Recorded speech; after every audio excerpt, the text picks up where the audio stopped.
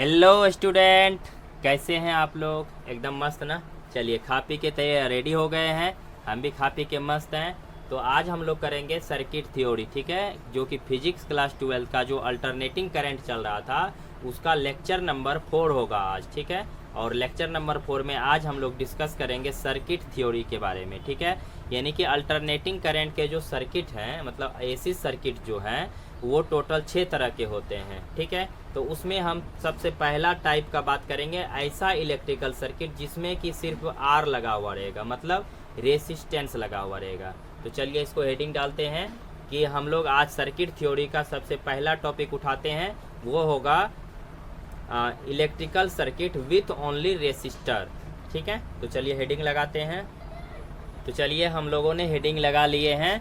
हम लगाए हैं कि प्योर रेसिस्टिव सर्किट, ठीक है, यानी कि एक ऐसा इलेक्ट्रिकल सर्किट जिसमें कि सिर्फ रेसिस्टर लगा हुआ रहेगा, ठीक है। हिंदी में भी लिख दिए केवल प्रतिरोध युक्त परिपथ।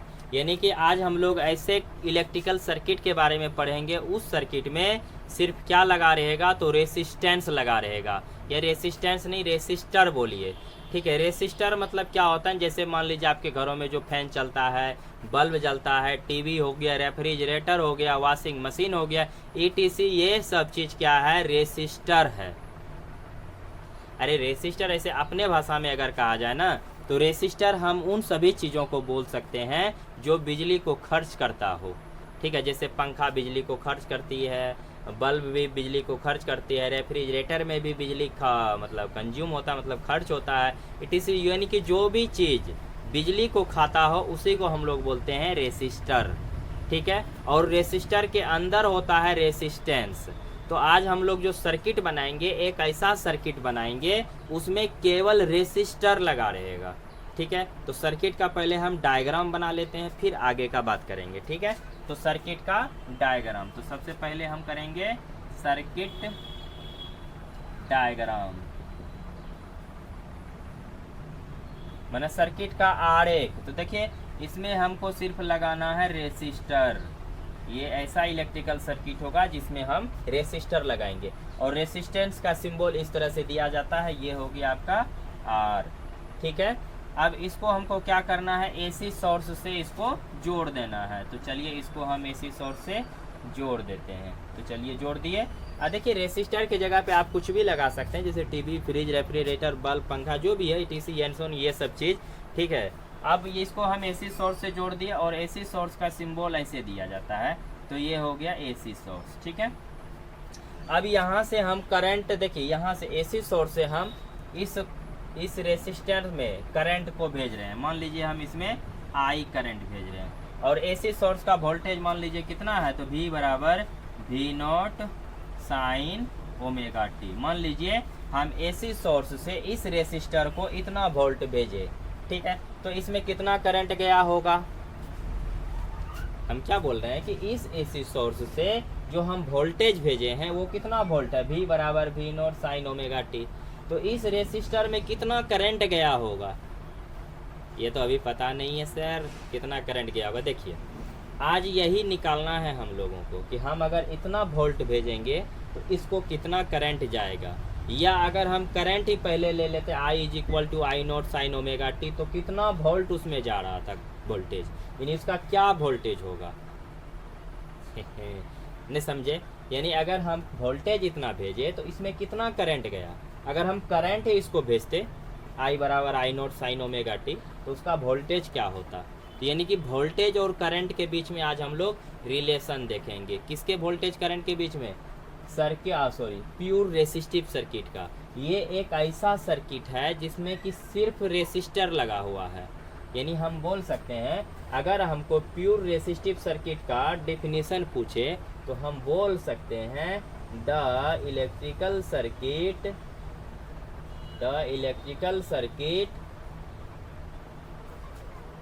which have only resistor, the electrical circuit, देखिए इधर से दिख नहीं रहा होगा, देखिए the electrical circuit, sorry circle हो गया, सर्किट लिखना था, the electrical circuit which have only resistor, मतलब एक ऐसा इलेक्ट्रिकल सर्किट जिसमें केवल रेसिस्टर लगा रहता है, उसी को बोलते हैं प्योर रेसिस्टिव इलेक्ट्रिकल सर्किट। यानी कि देखिए ये ऐसा सर्किट डायग्राम है, इसमें सिर्फ आर लगा हुआ है, मतलब सिर्फ रेसिस्टेंस लगा हुआ है। ठीक है, तो आज हम ये पढ़ेंगे कि इस सर्किट को यदि हम इतना वोल्ट भेज रहे हैं करंट, तो करंट इसमें कितना जा रहा है। अगर पोटेंशियल इतना हो एसी सोर्स का, तो इसमें करंट कितना जा रहा हो, आज हम लोग इसका बात करेंगे। ठीक है, तो हम लोगों ने समझ लिया कि प्योर रेसिस्टिव इलेक्ट्रिकल सर्किट क्या होता है। ठीक है, प्योर रेसिस्टिव इलेक्ट्रिकल सर्किट या प्योर रेसिस्टिव सर्किट बोलिए, ये क्या होता है। तो एक ऐसा सर्किट जिसमें सिर्फ आर लगा हुआ रहता है, उसी को बोलते हैं प्योर रेसिस्टिव सर्किट। ठीक है, अब देखिए अगर हम इस एसी सोर्स से वोल्टेज कितना भेज रहे हैं, V इज इक्वल टू, यहाँ से मान लीजिए वोल्टेज आ रहा है V is equal to V naught sine omega T, तो इसमें करंट कितना गया होगा, इस रेसिस्टर में कितना करंट गया होगा। तो यहाँ पे देखिए आप यहाँ पे किरचॉफ्स लॉ लगा दीजिए या ओम्स का भी लॉ से ये आसानी से निकल जाता है। ठीक है, तो हम लोग ऐसे ट्राई करते हैं। जैसे देखिए V is equal to formula क्या होता है, ऐसे वोल्टेज तो हम भेज ही रहे हैं, I निकालना है ना। देखिए वोल्टेज तो पता ही हम कितना वोल्टेज दे रहे हैं, V naught sine omega T. I क्या होगा, तो चूंकि I बराबर जो सूत्र होता है वो होता है V अपॉन आर। ये होता है I is equal to V upon R. V के जगह पे आप V कितना भेज रहे हैं, तो देखिए V कितना भेज रहे हैं, V naught sine omega T, तो V की जगह पे रख दीजिए V naught sine omega T upon हो गया आर। ठीक है, V नॉट अपॉन आर को आगे कर लीजिए, I is equal to V naught upon R आगे आ जाएगा, तो इधर बच गया sine naught sine omega T, sine omega T. अब इस क्वांटिटी को V नॉट अपॉन आर को देखिए I बराबर V बटे आर होता है। देखिए बढ़िया से I बराबर V बटे R, I is equal to V upon R, यहाँ पे V नॉट अपॉन आर है, तो आप इसको ऐसा कीजिए कि I since I is equal to V upon R, तो इसीलिए आप अगर I नॉट कर दीजिएगा तो इधर V नॉट अपॉन आर। नहीं समझे, अगर I बराबर V बटे आर होता है, तो अगर V नॉट बटे आर है, देखिए V नॉट बटे आर है, तो इसको लिख सकते हैं हम I नॉट, नहीं लिख सकते हैं, लिख सकते हैं। ठीक है, तो ये हो गया I नॉट, तो इसके जगह पे अगर आप I नॉट दीजिएगा तो I इज इक्वल टू आ गया I naught sine omega T. ठीक है, तो आप वोल्टेज कितना भेजे थे, तो वोल्टेज भेजे थे आप V is equal to V naught sine omega T. तो करंट कितना बना था इस वोल्टेज से, तो इस वोल्टेज से करंट बना कितना, I बराबर I naught sine omega T. ठीक है, यहाँ तक नोट कीजिए, फिर डिलीट करेंगे। चलिए अभी हम लोग देखे कि अगर इस एसी सोर्स से वोल्टेज आ रहा था V बराबर V naught sine omega T, तो इस रेसिस्टर में कितना करंट पहुंचा था, तो करंट का वैल्यू अभी निकला था I बराबर I naught sine omega T. ठीक है, इतना करंट होने के लिए हम कितना वोल्टेज भेजे थे, तो वोल्टेज भेजे थे V बराबर V naught sine omega T. ठीक है, ये I हो गया, मतलब अगर हम इतना वोल्ट अगर इस एसी सोर्स से इस रेसिस्टर में भेजते हैं, तो इस रेसिस्टर में कितना करंट पहुंचता है, I is equal to I naught sine omega T का। ठीक है, अगर वोल्टेज इतना हो तो करंट इतना हो जाता है। ठीक, अब उसके बाद यहाँ पे देखिए कि फेज में डिफरेंस कितना है। हम लोग फेजर डायग्राम पढ़े हैं एसी सर्किट का, अब सॉरी एसी सर्किट का नहीं बल्कि अल्टरनेटिंग करंट का। ठीक है, भूल मतलब सर्किट याद रहता है ना, मतलब भूल नहीं पाते हैं। तो चलिए वोल्टेज इतना करंट इतना, तो फेज डिफरेंस क्या है दोनों का, मतलब वोल्टेज और करंट के बीच में कितना का एंगल का डिफरेंस चल रहा है। तो यहाँ पे देखिए आप, यहाँ पे I is equal to I naught sine omega T angle यहाँ भी है और यहाँ भी ओमेगा टी एंगल है, यानी कि दोनों के बीच में कोई फेज डिफरेंस नहीं है। यानी दोनों का एंगल जो है ना, यहाँ भी एंगल देखिए, यहाँ पे अगर आप इसको ऐसे लिखते हैं I बराबर I नॉट साइन थीटा, और इसी थीटा की जगह पे कितना आया है, ओमेगा इंटू टी आया है ना। तो तो दोनों के जगह पे देखिए थीटा के जगह पे सब दोनों को आया है ओमेगा इंटू टी, इसमें भी है ओमेगा टी, इसमें भी है ओमेगा टी, यानी कि दोनों का कोण सेम है, इसीलिए इसमें फेज डिफरेंस नहीं है। तो यहाँ पे हम बोल सकते हैं कि फेज डिफरेंस कितना है, तो फेज डिफरेंस बराबर 0।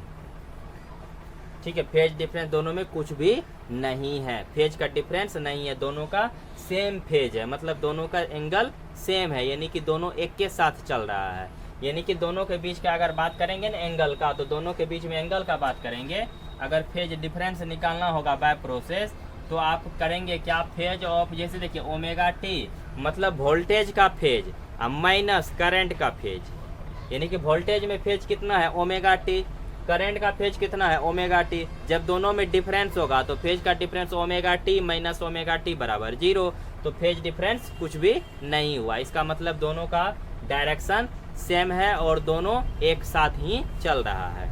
ठीक है, अब यहाँ पे एक चीज़ और देखिए कि यहाँ पे जो आई नोट है, ये आई नोट किसके जगह पे आया था, यहाँ पे लिख लेते हैं। तो आई नोट आया था, आई नोट बराबर हुआ था वी नोट अपॉन आर। ठीक है, आई नोट बराबर वी नोट अपॉन आर। अब यहाँ पे इस क्वेश्चन में आप देखिए कि हम जो वोल्टेज भेज रहे हैं, हम जो भी वोल्टेज भेज रहे हैं, 220 वोल्ट हो, 311 वोल्ट हो, जो भी वोल्टेज हम भेज रहे हैं, करंट जब भी होगा वोल्टेज से कम ही होगा। नहीं सुने, फिर से सुनिए। देखिए हम जो वोल्टेज भेज रहे हैं उस वोल्टेज के हिसाब से करंट जो भी उस सर्किट में फ्लो करता होगा वो करंट वोल्टेज के पीक वैल्यू से कम होगा। जैसे यहाँ पे आई नोट बराबर वी नोट अपॉन आर है। ठीक है, करंट का जो भी मान निकलेगा वोल्टेज में आर से भाग लगा के ही निकलेगा। अरे हम जो प्रतिरोध यूज कर रहे हैं और जो वोल्टेज का पीक वैल्यू है उसमें आर से भाग लगाएंगे तब ना करंट निकलेगा। यानी अगर हम मान लीजिए, अगर एक एग्जांपल लेते हैं, मान लीजिए वोल्टेज का पीक वैल्यू है 20 वोल्ट और रेसिस्टेंस लगा दिए 2 ओम का। ठीक है, तो आई कितना होगा, आई नोट कितना होगा, करंट का पीक वैल्यू कितना होगा। मान लीजिए पीक वैल्यू ही है वोल्टेज का पीक वैल्यू 20 वोल्ट है, रेसिस्टेंस 2 ओम का लगा दिए, तो आई नोट कितना निकलेगा 20/2 बराबर निकल गया कितना 10 एम्पियर। यानी कि करंट जब भी आएगा वोल्टेज से कम ही, ठीक है, वोल्टेज का जो पीक वैल्यू है उससे कम ही रहेगा। ठीक है, यानी कि हम यहाँ पे ये देख रहे हैं कि रेसिस्टिव सर्किट में जो भी वोल्टेज जा रहा है करंट का मान वोल्टेज के मान से कम ही मिलेगा। ठीक है, कि अब देखिए ये बात जो हम बोल रहे हैं ना, ये अभी ग्राफ बनाने में काम आएगा, इसीलिए हम आपको बोल रहे हैं कि करंट का जो भी मान होगा, यानी करंट के पीक वैल्यू का जो भी मान होगा वो वोल्टेज के पीक वैल्यू से कम ही रहेगा। ठीक है, इसको नोट कीजिए। चलिए अब हम लोग जो है प्योर रेसिस्टिव सर्किट का फेजर डायग्राम और वेव डायग्राम ड्रॉ करते हैं। ठीक है, तो सबसे पहले करंट क्या, देखिए वोल्टेज क्या अप्लाई किए थे, तो वोल्टेज था V बराबर V note sign omega T. Current क्या जा रहा था, I बराबर I note sign omega T. तो सबसे पहले हम लोग जो है ना क्या ड्रॉ करेंगे, तो वेव डायग्राम। ठीक है, तो इसका मतलब रेसिस्टिव सर्किट का वेव डायग्राम। तो चलिए वेव डायग्राम खींचते हैं, वेव डायग्राम। ठीक है, वेव डायग्राम में ये एक्स एक्सिस पे समय लेते हैं और वाई एक्सिस पे करंट लेते हैं। ठीक है, तो सबसे पहले देखिए करंट, वोल्टेज का जो इक्वेशन है V बराबर V note sign omega T. तो वोल्टेज का ग्राफ मान लीजिए अगर कुछ इस तरह से होता है, ठीक है, इस तरह से अगर हुआ, मान लीजिए ये वोल्टेज का ग्राफ हुआ। ठीक है, वोल्टेज का पीक वैल्यू यहाँ पे मिलेगा, ये हुआ वोल्टेज के। ये जो ग्राफ खींचे हैं ये किसका खींचे हैं, V बराबर V note sign omega T का। ठीक है, तो वोल्टेज का पीक वैल्यू यहाँ हुआ, इसका नाम हुआ V नोट। ठीक है, वोल्टेज का पीक वैल्यू। ठीक है, यहाँ पर भी वोल्टेज का पीक वैल्यू मिलेगा V नोट, यहाँ पर भी वोल्टेज का पीक वैल्यू मिलेगा V नोट। ठीक है, अब करंट का अगर आप खींचेंगे करंट का, तो करंट का मान कैसा रहेगा, वोल्टेज से कम रहेगा। यानी वोल्टेज का जो भी पीक वैल्यू है, ठीक है। अगर आपको ये सब चीज़ समझ में नहीं आता है तो आप हमारा लेक्चर जो है ना अल्टरनेटिंग करंट का जो फर्स्ट लेक्चर है उसको देखिए, आपको अच्छे से समझ में आएगा, ठीक है। अगर समझ में नहीं आता, अगर आपको समझ में आ रहा है तब तो कोई बात नहीं है, मस्ती से पढ़िए, कोई टेंशन नहीं है, ठीक है। देखिए तो ये वाला देखिए यहाँ ये पॉइंट वोल्टेज का पीक वैल्यू हो गया। अब हम बोल रहे हैं कि करंट जो भी होगा वोल्टेज से कम होगा, लेकिन फेज सेम होगा, ठीक है। तो फेज सेम है, तो फेज सेम है तो ग्राफ इसी तरह से खींचा जाएगा, लेकिन करंट का जो पीक वैल्यू होगा वो वोल्टेज से थोड़ा नीचे रहेगा। मान लीजिए करंट का जो भी पीक वैल्यू मान लीजिए यहाँ पे आता है, यहाँ पे पीक वैल्यू देखेंगे तो थोड़ा वोल्टेज से कम, देखिए वोल्टेज ऊपर गया, अब थोड़ा करंट उससे नीचे रहेगा, मान लीजिए यहाँ पे यहाँ आता है, तो इसका ग्राफ हो जाएगा, करंट का ग्राफ हो जाएगा इस तरह से,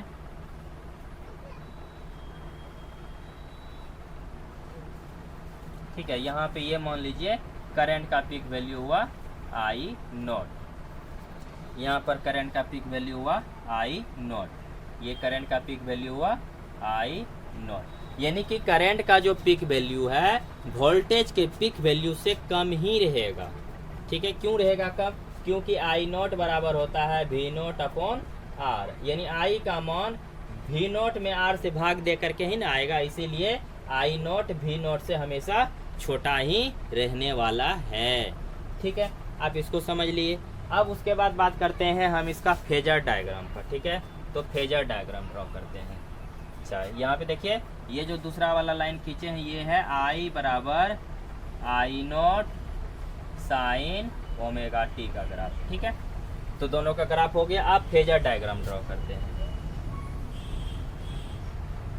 थोड़ा गोल गोल दिखना चाहिए, इसको 4 भाग में बांट देंगे, ठीक है।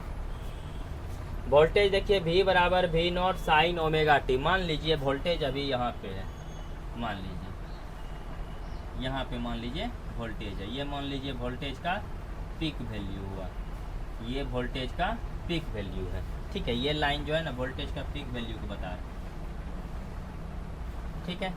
वोल्टेज हो गया, यहाँ पे मान लीजिए एंगल कितना बनाया ओमेगा इंटू टी, ऐसे यहाँ पे एंगल थीटा बनता था, ठीक है। तो थीटा बराबर क्या होता था, कोणीय वेग बराबर, ये सब चीज़ हम आपको समझा चुके हैं। यहाँ पे जो थीटा था लेक्चर नंबर फर्स्ट आप देखिए जा करके, यहाँ पे थीटा लिखते हैं और थीटा का वैल्यू ओमेगा इंटू टी लिखा जाता है, ठीक है। तो उसके बाद ये हो गया आपको वोल्टेज V बराबर V naught sine omega T angle है तो ओमेगा टी एंगल दे दिए। करंट देखिए I बराबर I naught sine omega T, angle तो सेम रहने वाला है, लेकिन करंट का जो पीक वैल्यू है वोल्टेज के पीक वैल्यू से नीचे रहेगा। मान लीजिए वोल्टेज इसी लाइन पर रहेगा लेकिन यहाँ पे रहेगा आई नॉट, समझ गए। इसका जो फेजर डायग्राम है इसको आप एक तरह से और दिखाएंगे, जो आगे यूज होने वाला है वो होता है कि देखिए करंट का जो डायरेक्शन करंट का, देखिए करंट और वोल्टेज दोनों का सेम डायरेक्शन है, बट दोनों के बीच में जो है ना फेज का डिफरेंस, यानी दोनों के बीच में कोई एंगल नहीं बना हुआ है, एंगल दोनों के बीच में 0 है, ठीक है। तो मान लीजिए अगर ये करंट हुआ तो वोल्टेज भी यही डायरेक्शन में होगा, यानी कि दोनों के बीच में जो एंगल है ना 0 डिग्री का एंगल है, दोनों सेम ही एंगल में चल रहा है, इसीलिए फेज डिफरेंस नहीं है। क्लियर है, समझ में आ गया। अब जो हम लोग करेंगे,